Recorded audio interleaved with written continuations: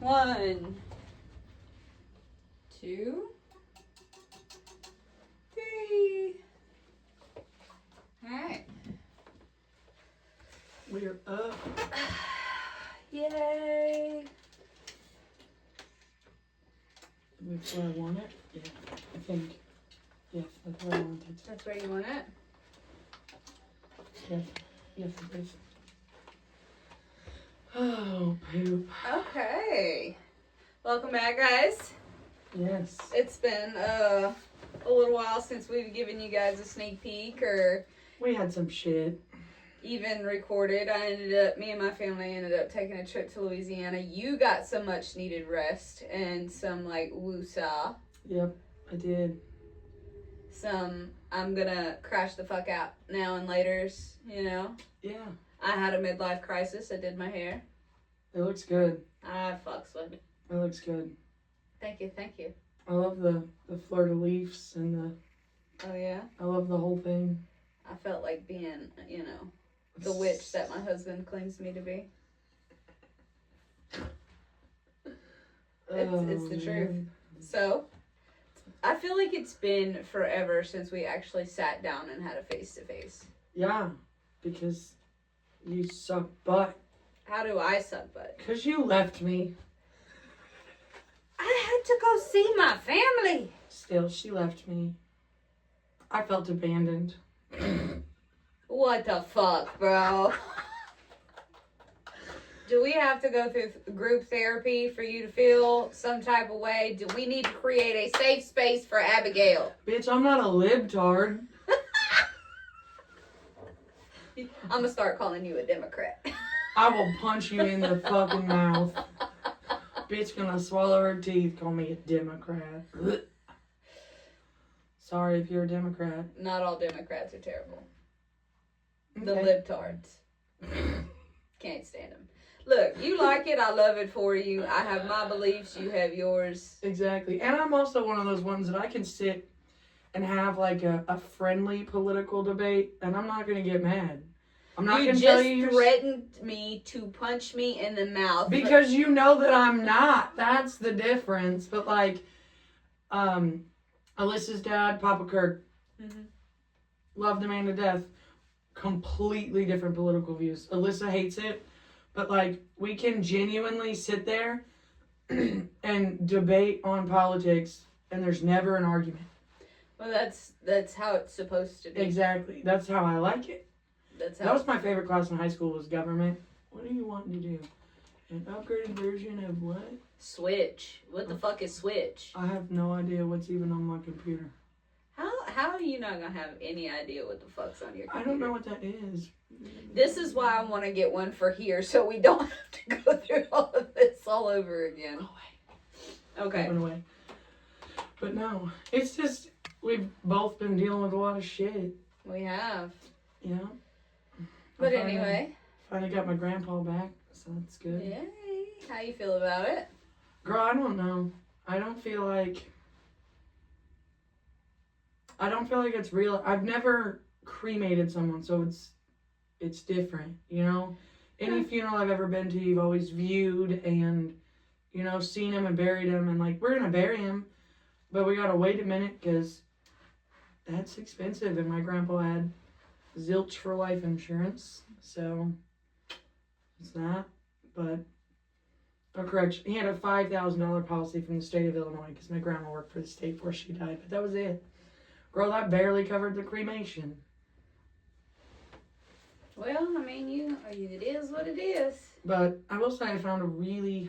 Did I ever show you a picture of the urn? No. I will when we're done. It's really neat. I found it on Amazon. I know that sounds weird. People are probably going to be like, what? But it's one big one. And it's like... It's an old man silhouette. And he's fishing. It's got a bass coming up at the bottom. It's beautiful. And it came with 4 little ones. So like the boys, whoever wanted them could have one. And I got a necklace. And all that was $100 compared to what the funeral home wanted. No. I'm not buying one of yours. Nope. I'm mind blown that you got an urn off of Amazon. I got 5 urns, technically. One big one. And I'm serious. Like, the 4 ones are like this little. And then the necklace, all that was like $106 after taxes and stuff. The shit you find on the internet. Girl, they wanted $400 for the urn from the funeral home. No, ma'am. And this one was better than a basic silver thing. My father-in-law is still sitting on my bookshelf, so. I went and picked up my grandpa before my uncle could because I didn't want him to. Fuck it. Anyway. Well, no, because this is off topic for a second, but like, apparently he didn't read into like the way Illinois works. Mm-hmm. He had this idea that he was going to pick him up and bury him on my grandpa's property because then it can be a cemetery. No, you have to be certified and all these different things. And there's like a whole list of things to do in the state of Illinois. It can be one person, but you have to go through this big long process. No. My grandpa is like legit across the street from Mom and Dad's house by the pond. His ashes are chilling there, and he's got like a little statue. And when Mom and Daddy go, I'm putting them right next to him, and they get their little block, they get their little urn, and I'll be like, "Gotcha, bitch." Well, see, if my grandma was there, I'd be fine with it, but she's not. And he already had, like, they have a joint plot. Why would you not want to put your daddy next to your mama? That was my thing. Honestly? It's a little... His version of it is... It comes down to... His exact wording was, if I bury him here, we become a cemetery and I don't have to pay property taxes. Fuck you. You're not using your daddy as a way to get out of property taxes. Your family's fucked. I'm telling you. My Andy is Mitchell's, what's his name? Yeah. We're gonna leave that alone. Yeah. We got the same shit going on. It's all right. We're gonna leave that alone. That's their business. That ain't my business. No, we've both just been going through some shit, so sorry. We've been kind of... I had to text this heifer the other day because last week I didn't text her for a couple of days and I got a very angry voice memo. If you're mad at me, just fucking tell me you're mad at me. Bitch, I'm not mad at you. Just going through some shit in my head. So I made sure this week to text her and be like, listen, got some shit going on. Probably gonna be AWOL for a few days. At least let me know you're fucking living and breathing. Fuck. You got my location, you know that I'm don't moving. Mean shit. If it stays stationary for like 24 hours, then be concerned. It was stationary for 24 hours. It said 30 and your address. Oh. So you fucking twat not. That's why I said what I said. Girl, I didn't leave the house there for a couple of days. Okay then. Come at me fucking sideways talking out the side of your neck. What? Fucking done with you. What? Talking to me sideways, talking out the side of your neck. Is that another one of those Louisiana things? Fuck off. It's not bad. I've never heard it before, so I would assume. Yes, it's one of those Louisiana things. Gotcha. Come at me correct. Listen, heifer. Heifer. You want to fight? What? Not. You want to fight? Let's go. Front yard. Let's be about All it. the traffic. World Star! Oh my god, that'd be a great call to Christy. Sammy and I both got arrested for fighting in the front yard. We had a moment. We just had to duke it out. It's fine. We told them we were consenting adults. They didn't listen. They don't care in this state. They're assholes. We're so ready to go back to Louisiana. I can't wait until we go in March. I need dates, bitch, when we're done with this so I can start booking stuff. Our 1 year anniversary, March 20th. I don't know why I thought it was earlier in the month. We started dating March 6th. See, that's why I keep thinking the 6th. Well, that's the code to the door. I might want to change that now, bitch. Nobody knows where the fuck we live. And the ones that do, fuck it. I don't know. They gotta have to get past the big fucking mean dogs. They're mean, alright. Kane is. Kane snapped at fucking Mitchell this morning. Did he? Oh yeah, like chomp chomp. Because What Mitchell do? to wake Connor up to get ready to work this morning, because Connor's chores at both houses. He's got a weedie. So Mitchell went in and like tapped him like this, said, "Hey buddy, come on." And Kane was laying with him? He bit him. Oh. That dog don't play. Bitch, we sleeping. Get out. So he got. And he looked at me, he snapped at me. I was like, well, there's a way to wake up your son. He's like, well, how you do? Connor, get the fuck out of the bed. Huh? Yes, ma'am. I swear to God. Because if you don't tell it, like, because, like, his medicine changed. He wasn't sleeping good at night, whatever. So, like, to get him out of bed, like, I'm rough. Mm-hmm. But I'm sweet about it, if that makes any sense. I'm the same way with Harley, and it's the same thing. It's the medicine they give her at night. It's just, some nights it's great, other nights it's like it does nothing, and then the mornings are just rough. Yeah. So, like, I go in, Connor, wake the hell up. I love you. Time to get up. Connor, I said wake the hell up. Oh, yes, ma'am. I'm up. I love you, bud. I hope you have a great day. Make sure you're taking more medicine. You know, it's just sweet. But you give him that little rough to get him going, and he's fantastic. But I feel like we've rambled on for about 20 minutes now. I feel like we could do it a while. We got to do one of those midweek things we talked about. I feel like we haven't, though. That's the thing. We've been saying we were going to do a midweek thing, and we just haven't. All right, so here we go. Here's our episode, guys, since we talk so much. Oh, fuck you. Fuck you. So, hold on, let me make sure I'm clicky right. So, welcome to episode 21. This is going to be a two-parter, so this is 21 part 1. Abby's first two-parter, y'all. This one fucked me up, guys. We are going to be recording these back-to-back, so if you're viewing for the sneak peek to see these, you'll switch to Facebook after this one to watch the second part there. Yes. But, so, 21 part 1, Blood Beneath Moss. We are your hosts, Abby. And Sammy. Oh, hold on. Let's try that again, because I was looking at the YouTube comments, and your mom said there's not enough enthusiasm. Of course, so, Christy said. We are your hosts, Abby. And Sammy. Fucking bitch. I love her to death. Oh, God. So today we'll be recording back-to-back so we can record part 1 and part 2 of the Walker family murders. This is one of Florida's most infamous unsolved cases. Floridians. That's all you had to say was fucking Floridians.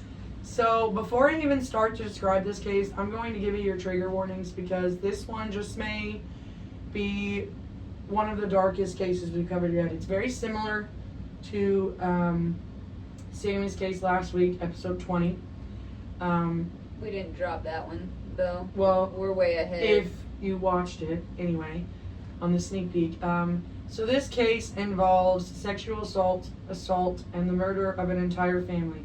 When I say an entire family, I mean 25-year-old, 24-year-old, a 3-year-old, and an 18-month-old. Like this. That's crazy that we went from both having the family dynamics and not knowing. Yes, because when she started last week, I was like, bitch, what? I have to go change my episode. Why? I said, because I put in there, this is the first one of these we've done so far. Because, like, we really don't read each other's anymore, so we can give you those genuine reactions. And I feel like that works really good. It does. But I'm going to go into, like, the pretty graphic details of this case. So if that isn't for you, totally okay. This is very similar to the case we did last week. As behavior analysts would describe this as a family annihilator. The Walker family, yes, the entire family, were murdered on December 19th, 1959 in Osprey, Florida. Cliff Walker, 25, Christine Walker, 24, Jimmy Walker, 3, and Debbie Walker was just 18 months old. I've heard many references of this case to one of the most famous true crime cases in history, the Clutter family murders, and this itself took place only a few months prior to the Walker family murders. See, I just recently heard about the Clutter family murders. And it's going to tie in very, very closely to the Clutter family murders. Very, very closely. Really? Yes. Yes. Well, okay then. I'm going to start off this case with what the family was doing earlier in the day of their murders. On the Walker family's final day, they had drove about 12 miles north, heading to used car lots in Sarasota, Florida.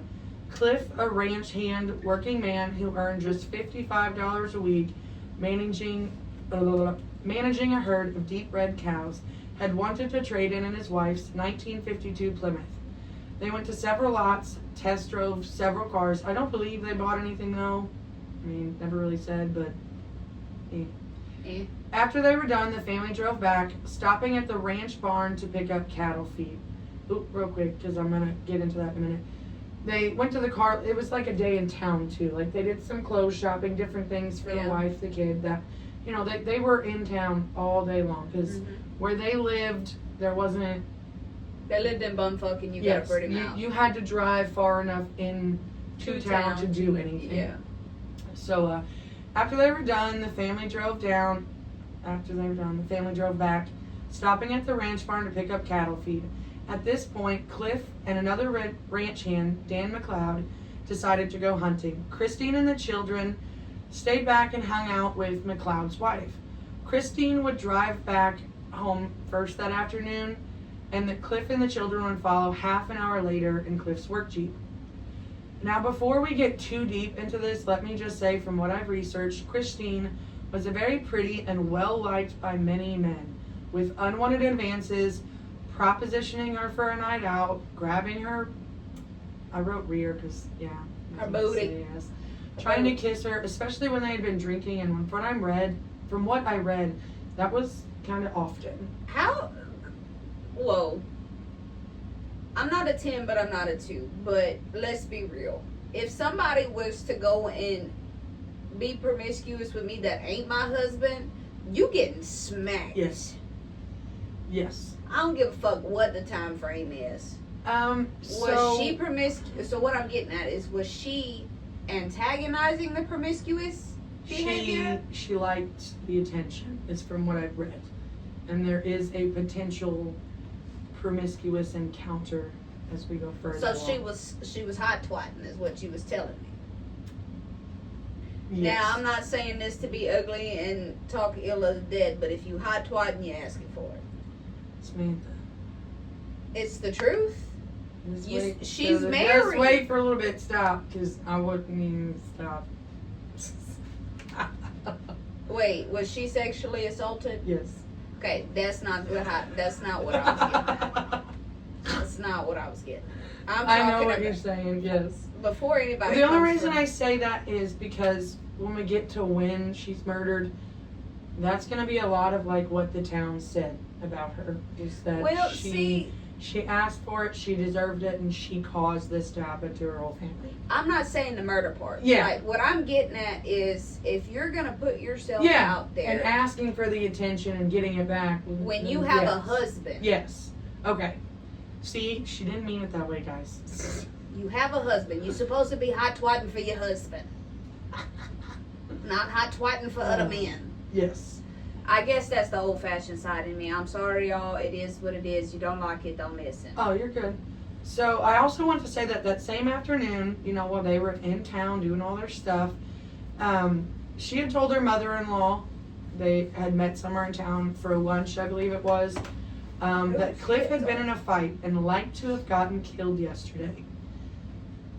Now, I never could find what the fight was about, but one could assume, with Cliff being one of those good old country boys, he didn't take too kindly to men hitting on his wife. See, you hot twat for your husband. Exactly. So that's, So, I mean, so keep that in mind when we go further in, too.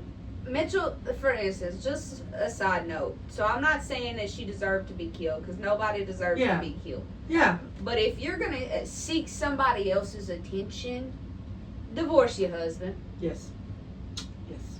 I don't care what time frame is it. They would have gave you that back in the day if the husband been like, look, she's too promiscuous for me. Mm-hmm. I'm just gonna and be done with it. Okay. That's how I feel. Because if Mitchell has already said, because like you know how we pick back and forth. Yeah. He got a girlfriend Tiffany with 2 T's. Yep. Well, apparently I got a boyfriend too, and I don't know his name. But Mitchell be like, I'll kill him. Well, good thing it's just you. You are my boyfriend. You are my husband. And that wasn't me. Oh, that was me. Oh. It's my puppy. It's my emotional support puffer. I'm done. Okay, so I'm going to do this a little weird, mostly because it's the easiest way to cover. I'm going to cover the discovery of them first. Before you decide? Yes, because there is no definitive proof of the timeline of events, but the way they were murdered, the police put together the best theory of how it all happened. So I'm going to jump into how they were discovered first, and a few very weird things that the man who discovered noted when he found them, and then I will jump into the theory of how everything happened. Okay. So I'm going to go ahead and jump in here. On the morning of December 20th, so the morning after they went to town, 1959. So this is 2 days after he got his ass whooped? Yes. 2 days. Okay. Because it was the day before they went out, he got into the fight. They went out on the 19th, and this is the morning of the 20th. Okay. Dan McLeod had dropped by to go hunting with Cliff, and he would discover the grisly scene. Naturally, one would assume, Dan knowing the plan was that they would be going hunting, that Cliff would be up and awake, and maybe some activity or noise to be going on in the house. But there was nothing, not a peep. He walked up to the quiet, dark house. There was absolutely nothing going on. Something Dan notices as he walks up to the house is that Cliff's Jeep and the family car, neither one is parked where they typically are. And, I mean, I don't know about you, but, well, no, you park in the same spot too. Like, Cole and I, my mom, we all have our own, certain parking spots in our driveway. Yes. They were the same way. They were not parked where they typically would be. And he noted that right away when he was able to contact authorities too after he discovers them. Okay. I kind of wish we would move my truck, but then I don't. Because, that little lip still make me nervous. Oh, my God. He says this was weird and he felt something was off, which he doesn't initially think of this as strange until he speaks with authorities. Okay. And then they kind of walk him through, okay, how you got here, what you noticed first. The typical questioning. Okay. Dan walks up to the door and knocks, and no one answers. He notes that there was a cut Christmas tree off to the side of the porch, as well as wrapped Christmas gifts sitting on the porch outside. So no one answered the door, right? He's weirded out by the way the vehicles are parked, the tree and the gifts, so he tries the door and it's locked. So he decides to go around the back door, figure out why they're not answering the doors. He would later say he feared that maybe their pilot light had gone out and was releasing dangerous gas inside. Yeah, carbon monoxide. Yes. So the back door is locked too. It's dark out. He still can't see much. It's also, still very dark inside the Walker's house. The little one. He peers in the window and he stated he wasn't able to see much other than he could tell someone was inside, but he couldn't figure out who. And he couldn't figure out why they weren't answering the doors. And again, at this point, he's really worried about the pilot light. He says it strikes with him again because, okay, he knows they're in there, but they're still not answering. He saw someone and it's just freaking him out. So he gets worried. He uses his pocket knife. He cuts a slit on the screen door, reaches in through the slit, unlocks the door, and he goes inside. So he gets in the house. He enters through the kitchen door. He turns on the light, and the first thing he sees is Christine Walker's bare feet. She was just lying there on the floor. He isn't close enough to her yet, and he's still thinking, the fumes, the gas heater, probably killed the whole family, until he walks over to Christine. As he gets closer, he sees blood, and he quickly realizes she is gone. She's bloody. Severely beaten, and there's blood everywhere. There's no helping her. Head. Yeah, exactly. Especially, it gets worse. There's no helping her. So he walks further into the house. At this point, it is extremely quiet. He's already found Christine, so he goes to check on everyone else. He makes his way into the living room. This is where, in the corner of the living room, he finds Cliff, and he is laying on his back, and his 3-year-old son, Jimmy, is curled up next to him. Again, blood and dark stains from when the blood had started soaking into the hardwood floors under their bodies. At this point, he realized someone had killed the entire family. So he runs outside, gets in his truck. Then he remembers he has his trailer hooked up to his truck, and he thinks it'll be quicker if he uses Cliff's Jeep. He goes over to Cliff's Jeep and immediately notices Cliff left his .22 rifle and his keys in the Jeep, something he knows Cliff's would not normally do. So another thing that seems really weird, and it obviously bothers him. He then takes off in Cliff's Jeeps, trying to get to a phone to call the police. He can't use the pay phone because they cost a dime and he didn't have one on him. So he drives past the payphone until he comes up to a restaurant, and even the restaurant, what the fuck did I type? Didn't have a phone. But a lady in there does give him a dime so he can go back and use the payphone. He rushes back to the payphone and he calls the Sarasota police. But when he makes the call, Sarasota police tell him he's got to call the county sheriff. He understandably gets absolutely pissed off. He yells at the person talking to him, "I had one dime. You can't hang up on me. I don't have another dime. These people were my friends and they're all dead." I'm going to note here, McLeod did not initially find Debbie, but with his friend's wife and his son found dead, he assumes Debbie's fate was the same. Okay. Authorities would discover Debbie's body once they arrived and they searched the house because she's very weird. The way where she was found, completely different, and it's sick. Was she sick? Was the baby? Okay. Just the mom. I'm gonna jump back just a bit and discuss everyone as they arrive home and their deaths. Again, this is like a theory of the authorities of how it all happened based on the evidence throughout the house, struggle, very obvious a struggle happened. But first, remember I said Christine was revered as very beautiful. And what I'm about to say is not mine, Sammy's, or this podcast opinion. These are the things that were said by locals in the rumor mill and even some authorities in this tiny town. Well, I did say some shit. Oh, this is way worse. But that was just... Yeah, like that was different. Yeah. So Christine was viewed as extremely beautiful. So it was believed by many in the area that it all comes back around to that. Many people even referred to her as very concerned with how she looked, flaunting her beauty, wearing short shirts, and revealing tops. Some even suggesting she liked the attention from these men, and even whispering around town that she potentially stepped out on her marriage. Anyway, authorities believe Christine arrived home around 4 p.m. They believe that she had parked out of her normal spot due to someone being there when she arrived home. Most likely a man she knew was waiting for her and that she had invited him inside. Now, whether she had something going on with this man or if she was just, being friendly and he took the opportunity, no one really knows for sure. And again, this fuels the town rumor mill. But the theory authorities run with is the man knows that Cliff was not home and he makes his move on Christine as she declines his advances and it turns violent very quickly. Now, they believe the attacker punched her in the face due to the left cheek being badly bruised. By all accounts, Christine fought hard, extremely hard. She took off one of her high heels and started beating him with it, and she even bloodied him with it, obviously causing injury to him due to the blood found on her heel. This was an intense fight. They ended up in Jimmy's room with the man on top of her. My computer's not moving again. There we go. God damn it. Stop it. Okay. They ended up in Jimmy's room with the man on top of her. He raped her, as authorities would find small amounts of semen on her panties. And once he was done, there must have been another brief moment of fighting where Christine made it away from her attacker. She made it all the way back to the doorway of the kitchen. Then the attacker shot her twice in the head. Oh, shit. Authorities believe he shot her twice because the first shot did not kill her. So that's why, twice.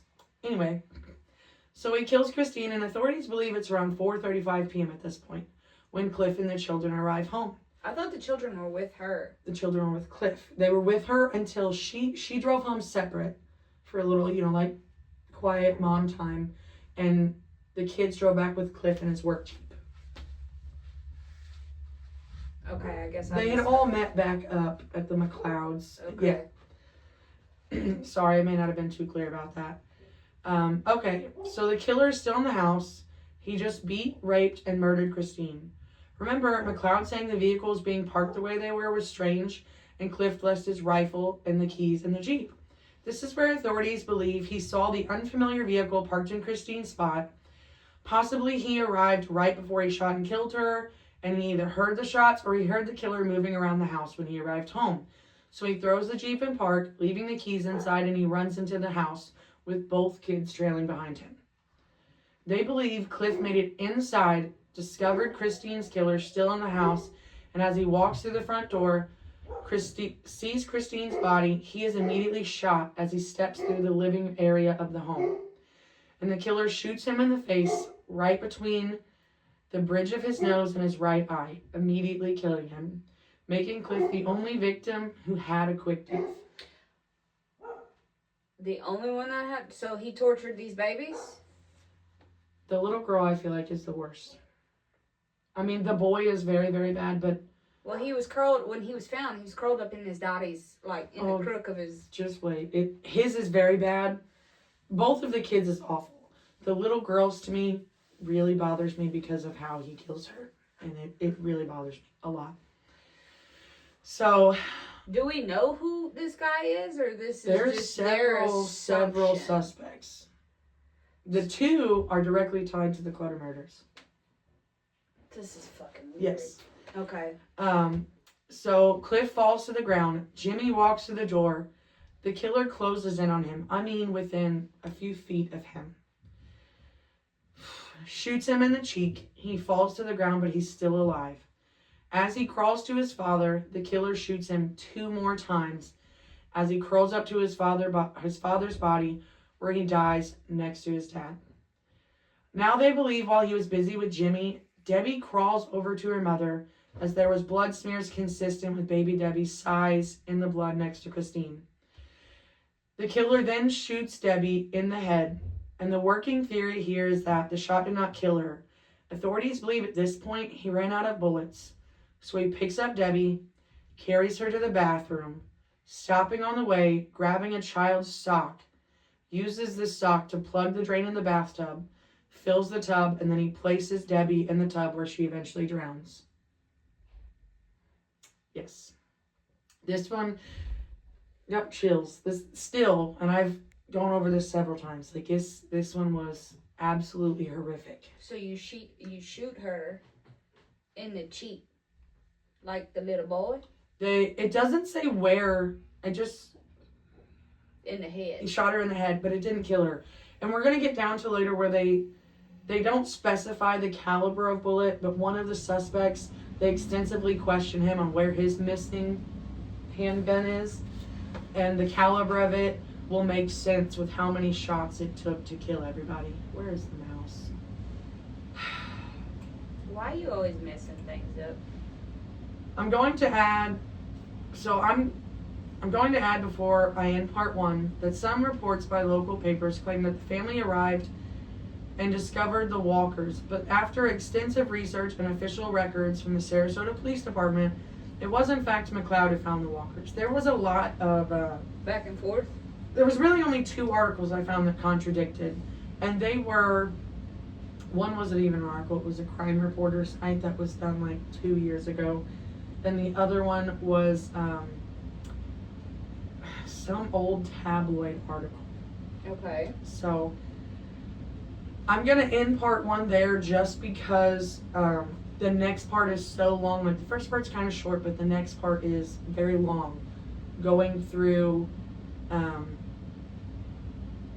the theories of why they were murdered, the suspects, the steps the authorities have taken since, but I also felt like ending with the authorities' idea of how everything went down was best because it was the cleanest way to break the 2 off, I guess. Okay. That, and when I finished this part, I took a break for like 3 days before I could type the next part because that was a lot. But I don't know. Yeah, before we do part 2, what are you thinking? I don't understand what. I know I put my foot in my mouth saying, she was hot twatting around, but not, I mean, everybody has their little thing. Was. Everybody has their little thing. When they hear part 2, you're not far off at all. I'm not understanding why that would domineer her to be killed. Granted, yes, I understand that, that might have pissed somebody off back in the day, and men tend to be more violent because there was less repercussions because women didn't have as many rights. You were just kind of like property. So it kind of, So, okay, I already said 2 of the suspects directly tied to the Clutters. One is a potential affair. Which, okay, that still doesn't revolve around murder. Another is a shady neighbor who showed a very creepy, disgusting interest. Interest? Into Christine. Okay. And then another theory is they never said who, but the biggest theory authorities had after they kind of walked away from some of the other suspects was with the items that are going to be taken from the house, they believe more along the lines of someone who was obsessed with Christine and knew they couldn't have her. And they just didn't leave soon enough, and he had no choice but to kill everyone to keep from being found. I mean, that fits.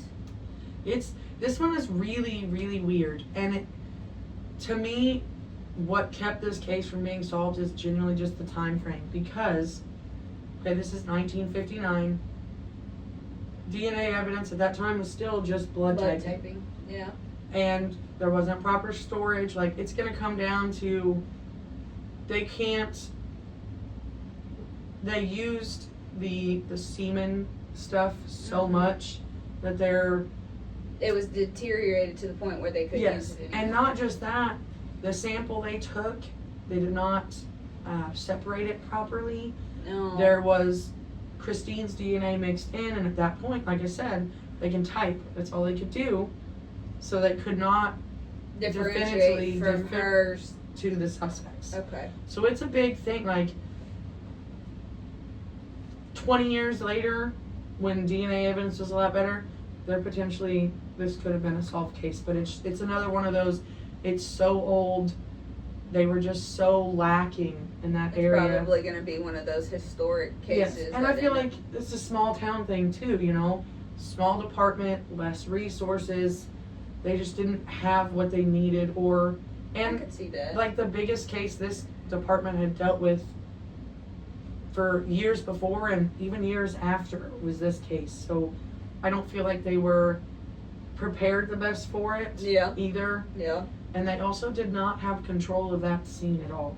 There was people walking around this scene, which we'll talk about immediately. That shit pisses me off. Yes. So bad. So what... Oh, you go ahead. What bothers me about it is that you didn't have to kill them kids. No. You ain't had to kill them kids. Well, and that's why...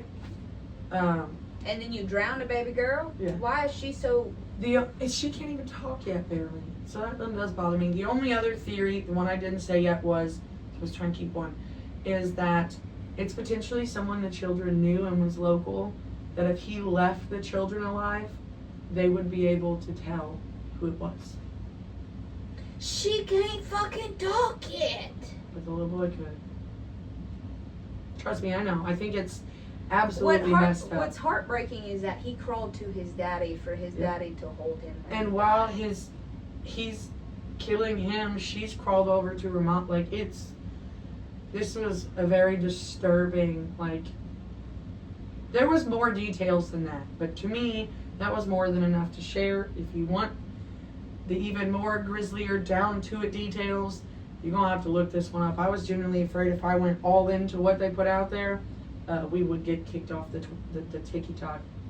And the book face? It's pretty... I guess because it's such an old case, they put out graphic details. There's even... It's disgusting. I didn't even mean to click on it. There is a crime scene photo out there of the dad and the little boy. Yeah, I don't think I want to see that. No, I just clicked on an article and it popped up, and I swear to God I wanted to puke. It was bad. Well, with those older crime scenes, because I've divulged and went to dilly-daddling just to figure out, a couple of them, and you get to see, this shit shouldn't be out on the fucking internet. And I feel like that's what it is. It was such an old case that, it wasn't secured as much. At that time, sometimes detective took things home with them, different things, and someone came across it somewhere along the line, and they thought, ooh, I'll make some money selling this to this person, or that it's disgusting. But that's usually what happens. I mean, but this is how we're able to do this podcast. That's true. Real. Because not everyone that we can email and be like, hey, look, this is our podcast. Yep. We're trying to, get the facts. Is there any way you... Not everybody's willing to help. No. And a lot of people, I have come to realize, think this is a very weird pastime that we're into death and murder and call us... Well, I see, like, to me, psychotic.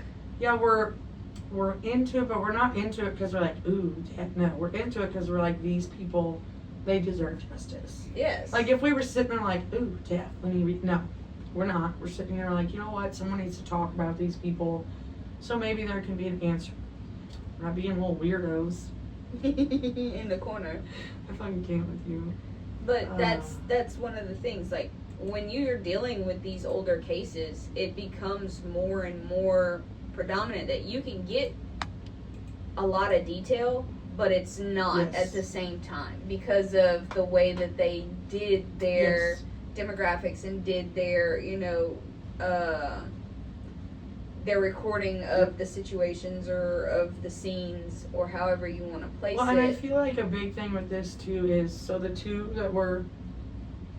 the two men that were convicted of the Clutter murders that are directly tied to this. They were never they were arrested in Florida. Floridians, hello. Sorry if well, you're the Clutter murder wasn't in Florida, but anyway, they had driven, Yeah. So they're going to be arrested in Florida, but they were extradited back to where the Clutters were murdered in Kansas, and the Kansas authorities would not allow, well, they would allow the Florida detectives to go to Kansas and question. They wouldn't. He called and conducted over the phone and had the Kansas detectives ask the questions for him. That was a big screw up, in my opinion. I do agree. You need to be there. Big screw up, in my opinion. You need to be there. But this one's a really just weird, dark case for me. I don't understand how you could just be so heartless and kill babies. I don't either. That's what bothers me about this case is, like, okay, yeah, mom was hot twatting around. You got dad who's an old country boy hothead. Because these are the youngest ones so far, aren't they? The kids, the 3 and 18-month-old. Yeah. That's what I thought. Besides the unborn baby and the... Yep, and the West Mesa. Yeah. Yep. That is the youngest one to date is the unborn child. Yep. But... How do you shoot a 3-year-old 3 times? How do you shoot and then drown an 18-month-old? Yeah, that puts a bit in your stomach. And I can understand that this is why you stopped at part 1, because to hear it and to go through with, having, because I don't know how your mind works, but my mind works is like when you're talking and going, my brain paints a picture. Mm-hmm. And in that picture, it's like I see the kitchen, I see a little island, I see her feet sticking out behind the little island, I see dad right there in the corner by the front door, and the baby just like latching on, and it paints a picture, and I have to go to sleep with that in my brain. And girl, I don't think I slept for the first 2 nights after I started this. So every time I closed my eyes, like you said, I'm painting that in my head. That was before I even found the picture, and it was a lot. It's like all I could think was Barrett's not even 18 months old. He just turned 18 months old. I can't imagine someone doing something like that to my child, let alone someone else's.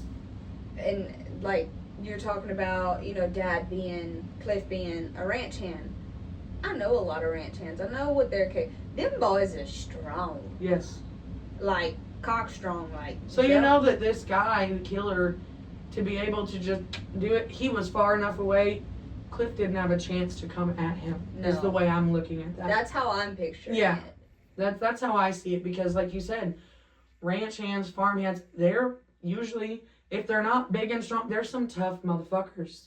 Well, the ranch hands I know, they're all string bean motherfuckers, but you can't knock them fuckers down. There's some stand your ground, knock the shit out of you before you get a chance to swing on me. Yes. So that's why, to me, I feel like that was the most likely scenario for Cliff, was they probably locked eyes just long enough before he could lunge or whatever, and that was it. My mind is just processing, and it's a lot. It's a lot. This one got to me very, very Very, very hard. I'm glad you didn't go into full detail because I've already painted the picture in my brain and I don't want any more. No, it's, like I said, if you want the extreme gory details, go right ahead. You can find them with a real quick search.